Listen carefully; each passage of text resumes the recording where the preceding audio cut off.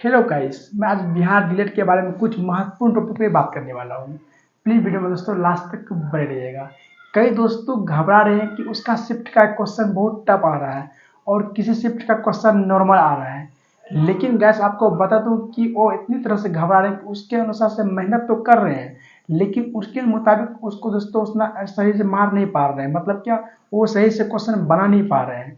लेकिन दोस्तों आपको बता दूं कि आपको पूरी क्वेश्चन बनाना है 120 में 120, क्योंकि इसमें आपको क्या होगा कि नंबर वगैरह कटेगा नहीं, क्योंकि इसमें कोई माइनस मार्किंग है नहीं गाइस। उसके बाद दोस्तों आपके लिए सरकार क्या व्यवस्था की है इसमें एग्जाम में, आपको पता है कि बेस्ट व्यवस्था क्या है कि अगर आपका शिफ्ट का प्रश्न अगर नॉर्मल है तो आप तो नंबर अच्छा खासा ला लोगे। लेकिन किसी शिफ्ट का बहुत टफ क्वेश्चन आ जाता है तो वो फिर कैसे आएगा, उसका तो क्वेश्चन क्या होगा दोस्तों, नॉर्मल है तो वो तो सही से नॉर्मल तो है नहीं, वो तो दोस्तों बहुत टफ है तो बना नहीं पाएगा सही से। लेकिन गैस इसके लिए ऑनलाइन मतलब क्या, कई शिफ्टों में एग्जाम होगा और कई दिन लगा के एग्जाम हो रहे हैं, इसीलिए नॉर्मलाइजेशन का विधि अपना रहा है। क्योंकि गैस इस एग्जाम में भी नॉर्मलाइजेशन का विधि होगा। मतलब नॉर्मलाइजेशन विधि क्या है इसके बारे में दोस्तों हम बात करते हैं।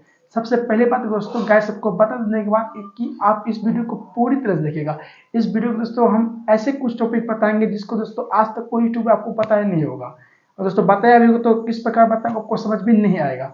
लेकिन गैस में आपको बता दूं कि नॉर्मलाइजेशन विधि क्या होता है कि जब एग्जाम कई शिफ्टों में होता है और कई दिन लगा के होता है तो उसी को एक समान करने के लिए गाइस तो नॉर्मलाइजेशन का विधि अपनाया जाता है।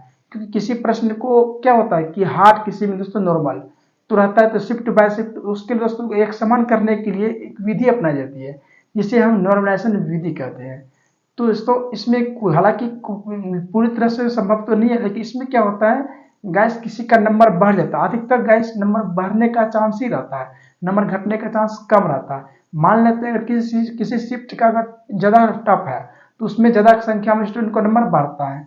किसी शिफ्ट में अगर कम मतलब कि पूरा नॉर्मल चला गया ना उसका कट ऑफ किसी शिफ्ट का, तो समझ लीजिएगा इस तो क्या हो कि उसका नंबर तो बढ़ जाएगा, और जिसका हाई कट ऑफ चला जाता है तो उसमें नंबर बहुत कम बढ़ने का चांस रहता है। इसी को नॉर्मलाइजेशन की विधि कहते हैं। मतलब जिस शिफ्ट का हल्का प्रश्न है तो उस शिफ्ट में दोस्तों जितना उसका हाईएस्ट कट ऑफ रहता है ना, उसके मुताबिक उसका दोस्तों की नॉर्मलाइजेशन का विधि अपनाया जाता है, उसमें नंबर बढ़ाया जाए या कम किया जाए। इसके अंदर मान लेते हैं कि अगर कोई शिफ्ट में एक शिफ्ट है, उस शिफ्ट में 120 में से कोई स्टूडेंट उसमें ला ले 110 नंबर, तो उसमें यह समझा जाता है कि इस शिफ्ट का प्रश्न हल्का है। अगर उस शिफ्ट में अगर कोई शिफ्ट ऐसा है जो टफ है, अगर उस शिफ्ट में मात्र 70 से 80 स्टूडेंट प्रश्न सही कर पा रहा है, इसका मतलब है कि वो हाईएस्ट 70 से 80 प्रश्न टफ सही कर रहा है, तो इसका मतलब वो शिफ्ट बहुत टफ है। तो उसी को दोस्तों एक समान करने के लिए ना नॉर्मलाइजेशन का विधि अपनाया जाता है। इसी को नॉर्मलाइजेशन विधि कहते हैं। गाइस आपको पूरी तरह समझ में आ गया। इसमें क्या होता है कि किसी का प्रश्न मतलब कि दोस्तों टफ होने के कारण उसका नंबर तो बढ़ जाता है किसी शिफ्ट का, तो इससे आपको नंबर बनने का ज़्यादा चांस रहता है। अगर गाइस पूरी तरह आपको समझ में आ गया हो तो प्लीज वीडियो को लाइक जरूर कीजिएगा। आप दोस्तों इसी तरह से लेटेस्ट जॉब या ऑफलाइन हो या ऑनलाइन हो, या दोस्तों बिहार डिलीट की पूरी तरह से काउंसलिंग किस प्रकार कीजिएगा, उसके बाद आप कम से कम नंबर होने के बावजूद भी आपका गवर्नमेंट कॉलेज कैसे आएगा, फेक कॉलेज कौन सा है, उसके बाद दोस्तों इस प्रकार फेक कॉलेज में आपका एडमिशन नहीं हो, इसी प्रकार के वीडियो दोस्तों हमको बनाते रहते हैं। आपका एडमिशन सही प्रक्रिया से हो रहा है या नहीं हो रहा है, चाहे कोई भी यूजी हो दोस्तों, मतलब क्या बैचलर में बीए ग्रेजुएशन किसी भी तरह से प्रश्न पूछना हो तो मुझे कमेंट कर सकते हैं। मैं उस कमेंटों को जब समर्थन देने का प्रयास करूंगा।